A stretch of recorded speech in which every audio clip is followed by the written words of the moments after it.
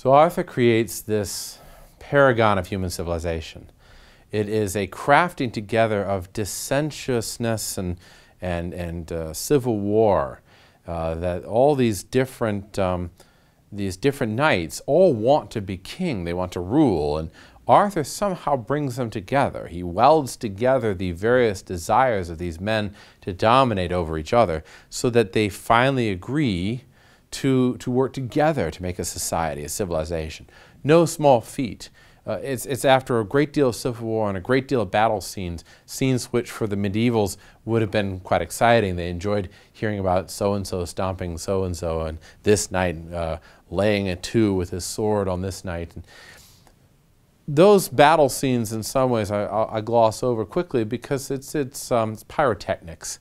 But the thing to glean from that is that Arthur is somehow able to take all of that contention and that civil war and that violence, that barbarous nature that infects the early part of the work, and he crafts from that a court.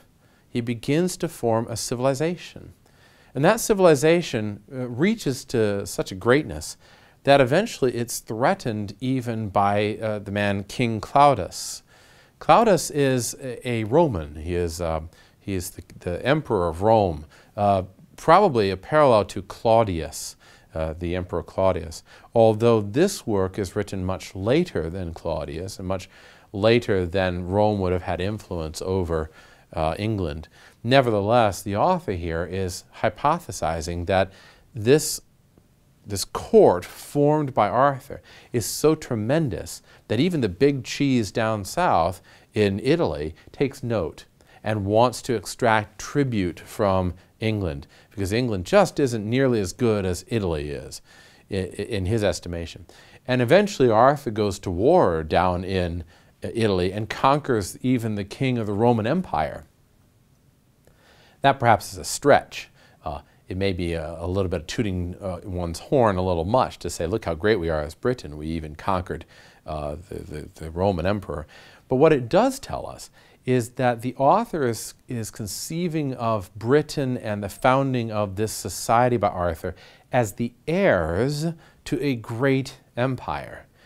In the mind of the Europeans, it wasn't too far back in the past that Rome was the power, the dominant power, this tremendous uniting power of all of Europe. Rome falling in 410 AD was only a few hundred years, so to speak, in the past. And the idea of Rome still dominated the imaginative world of the men who were crafting the artwork and songs of the time.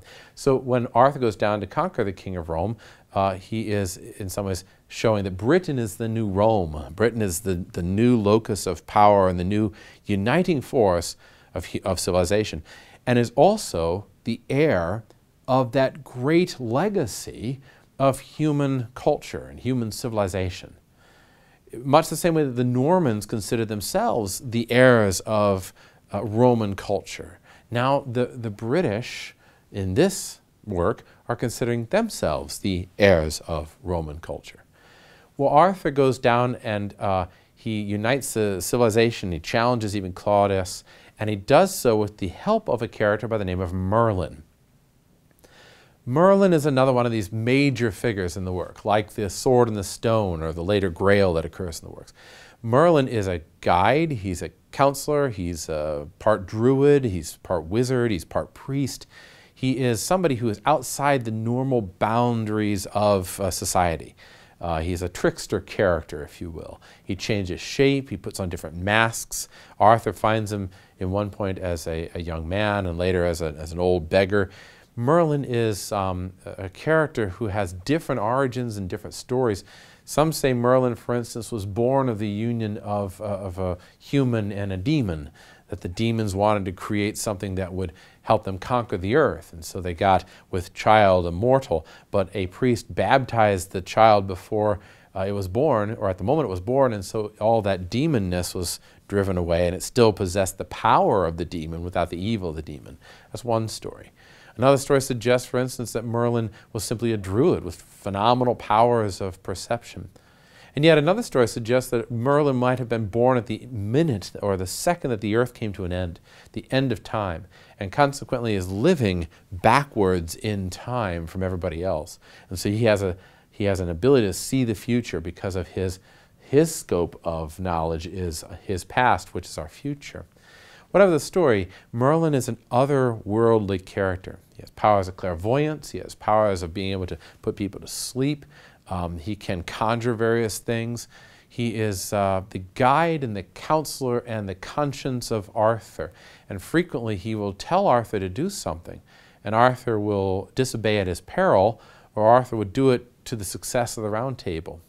One thing we can think about with Merlin is that Merlin is in some ways like a parallel or mirror to Arthur. Arthur has different characters in the work that will parallel him. They are all in some ways or another an aspect of the same person. They are, like with Merlin, his conscience or his intuitiveness. And you'll see that later with Lancelot and also with Gawain, that all of them in some ways mirror Arthur. We call this, where one character and another character are essentially the same character, we call this hypostasis. Hypostasis is where a character in one spot is retold in another spot under a different mask or image. But it's the same character, see? So here Merlin and Arthur are in some ways like the same character. Merlin also embodies something in Arthur which is, we could say, his dragon nature. His ability to think in riddles, his ability to get his way, his ability to cast magic, his ability to shapeshift. Those are all dragonish elements. And Merlin is sort of the quintessential dragon, druid, wizard, counselor.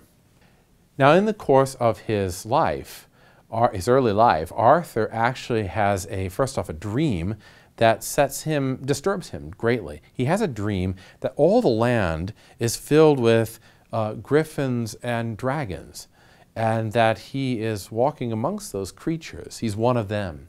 And this dream kind of disturbs him, but it's a prophetic dream, as dreams frequently are in this text. It's prophesying what's going to come later. Those dragons and griffins that he sees are in some ways the various knights of his own court, the knights of his own civilization that he creates. And he himself is also dragonish among them.